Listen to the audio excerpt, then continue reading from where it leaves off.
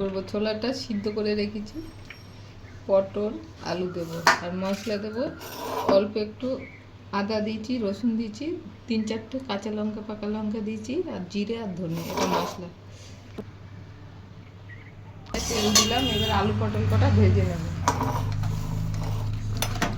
পটলগুলো ভেজে তুলে নেব। একটা শুকনো লঙ্কা দিলাম ফোড়নে, একটু জিরে দিলাম, পেঁয়াজ আমার কাছে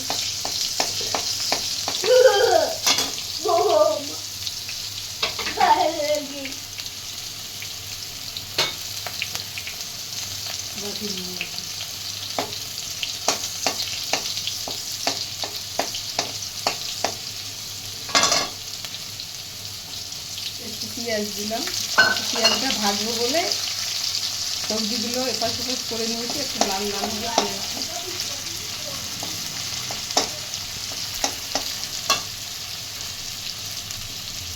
পেঁয়াজগুলো ভাজা হয়ে গেছে, সবজিটাকে মিশিয়ে দেবো, এবার ছোলাগুলো দিয়ে দেবো, সিদ্ধ করে রাখা ছোলা।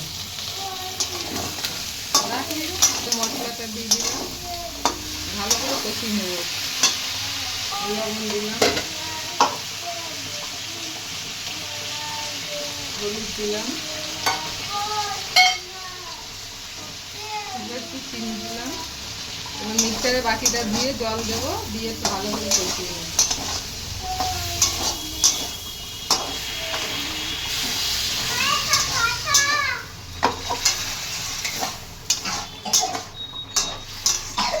আছে ছোলা পটল আলু, এটা নিরামিষও ভালো লাগে, আমি আমিষ করছি। ছোলাটাকে আগে সিদ্ধ করে নিতে হবে, ছোলার তরকারি করতে গেলে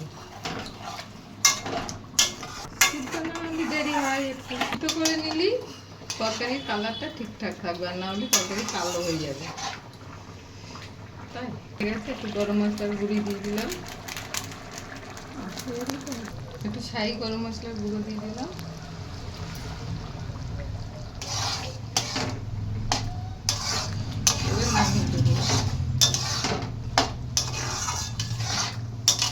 তিতির জন্য খাবে বলে বাচ্চার জন্য একটু তুলে রেখে আমরা এবার লঙ্কা দিলাম, আপনাদের ইচ্ছা মতো লঙ্কা দেবেন, যার যতটা পছন্দ দিয়ে নামিয়ে নেব।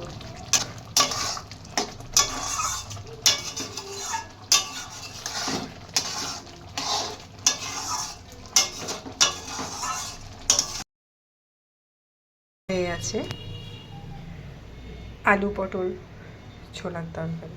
ভিডিওটা ভালো লাগলে লাইক কমেন্ট সাবস্ক্রিপশন অবশ্যই করবেন, এবং কমেন্টে জানাবেন যে ভিডিওটা কেমন লাগবে। ধন্যবাদ।